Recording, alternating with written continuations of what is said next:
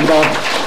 저 부산일보의 이병철 논술위원입니다. 오늘 이 자리에 이렇게 우리 조정희 회장, 존경하는 조정희 회장님께서 초청해 주셔가지고 사실 그 조병섭 어른 독립유공자의 따님이시고 또 어찌 보면 독립유공자 가족으로서 이 자리가 굉장히 의미 있다라고 생각을 합니다. 또 한편으로는 사실 오늘 이 자리에 온 게 광복회 우리 부산시에서도 오시고 우리 이상국 전무님도 오셨지만 현지도 독립유공자 유족이면서 그동안 이는 뭐하다가 이렇게 이런 운동을 하는데 그렇게 게으르게 있었느냐라는 강한 질타와 반성을 좀 해라 라는 뜻으로 아주 엄중하게 받아들이고 잘못했습니다 하고 열심히 하겠습니다, 뭔가 이걸 위해서 노력해야겠다 라는 생각을 하고 있습니다.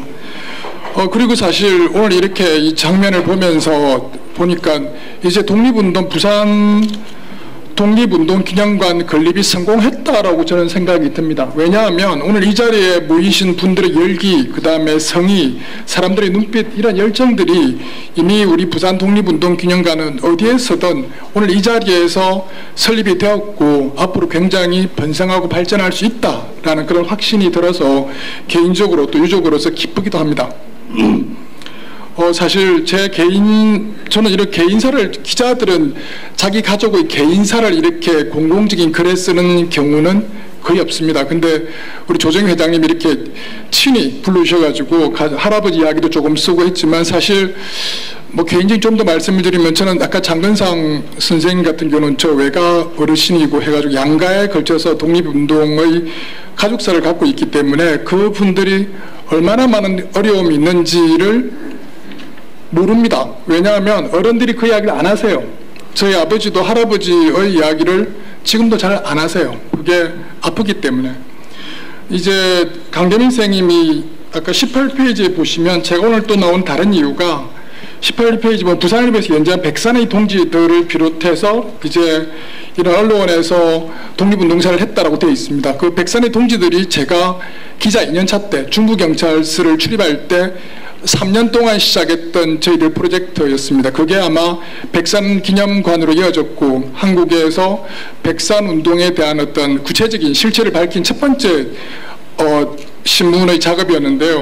그 당시에 대구 국채보상운동의 검찰 기소장에, 일본 검찰의 기소장에 나온 부록에 백산상의 주주 명단이 처음으로 저희들이 한국독립운동사연구소하고 해서 백산상의 주주들의 명단을 처음으로 발굴을 하고 그 명단의 재적부등본을 100년 된 어른들의 재적부등본을 그 당시에는 개인정보보호법이라는 개념이 별로 없고 기자들의 관행이 아주 뭐 경찰서 가서 경찰서장문을 발로 찰 때의 호랑이 담배 피던 시절이어서 경찰 전과 기록을 뒤져가지고 그분들 55분의 기록을 다 뒤져서 일일이 추적해서 3년간 그분들의 행적을 했던 것들인데 이미 그때 만났던 모든 분들은 다 돌아가셨고 아까 우리 이상국 의원님 말씀하시는 부산의 255분의 독립유공자 중에서도 현재 생존하시는 분은 제가 거의 없는 거로 아무도 안 계세요. 작년에 돌아가셨다는 말씀을 듣고 아버지한테서 그 다음 저희 아버지도 지난달에 구순을 하셨기 때문에 사실은 숨은 독립유공자를 발굴한다고 하지만 정말 쉽지 않다. 그리고 그 백산기념관 백산의 동지들 이후로 많은 유족분들이 저에게 와서 자료를 가지고 신청을 해달라고 말씀하셨지만 그것을 문서화하고 그 기록을 찾는 것들이 정말 쉽지 않다. 특히 부산 같은 경우는 아까 말씀하셨지만 부산 형무소 화재 사건으로 모든 자료가 소실된 상태에서 그 자료를 복역 기록, 저는 할아버지의 복역 기록을 조선일보와 동아일보 디지털화가 되면서 찾았지만 쉽지 않다라는 말씀을 드리고 싶습니다. 그 다음에 기존 그 다음 우리가 부산 독립운동 기념관을 하면서 또 하나 생각해야 될 것이 백산상회, 백산기념관, 그 다음 일제강제기념동문관, 부산박물관 등등에 흩어져 있는 독립의 흔적들을 어떻게 고도화할 것인가에 대한 노력도 해야 되지 않느냐라는 생각을 합니다. 현재 백산기념관을 가보면 그 당시 저희 신문에서는 원래 장소를 보존을 하고 거기에 지어라라고 주장을 했는데 결국 그걸 부수고 옆으로 옮겨 지었거든요. 그 다음에 현재 운영되는 소프트웨어 같은 것들도 상당히 고도화해야 되지 않겠느냐.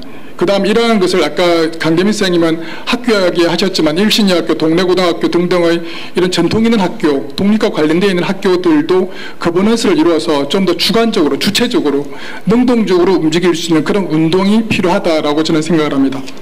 그 다음에 이제 종칠 때가 돼서 말씀을 드리면, 저는 시청 출입할 때 2008년에 시민운동, 지금 하야리학 그 기지의 반환 이후에 시민공원 관련해서 시민공원 포럼을 저희들이 신문사로 주도를 했었는데, 이제 이게 시민공원으로 들어간다라고 결정을 했기 때문에 그러면 시민공원과 연계성을 어떻게 가질 것이냐, 우리가 독립운동을 한 사람이고 우리가 광복회 회원이고 유족의 입장이기도 하지만 부산 시민, 우리 350만 시민이 가지고 이름을 가지고 있는 시민공원과 그 다음에 독립운동기념관의 연계성을 어떻게 가지고, 그 다음에 시민공원의 전체적인 틀에 맞게 우리 미래세대가 이 독립운동기념관을 아까 배 의원님 말씀하신 대로 교육과 다양한 프로그램을 활용할 수 있는 그런 것들을 어떻게 할 것인가에 대한 고민도 좀 더 많이 해야 되지 않을까. 지금부터 아까 안성민 우리 의장께서는 인구 소멸 이야기했지만 그나마 줄어드는 우리의 인구, 미래세대가 오늘을 어떻게 기억할 것인가를 지금부터 연구해야 된다라고 생각을 합니다.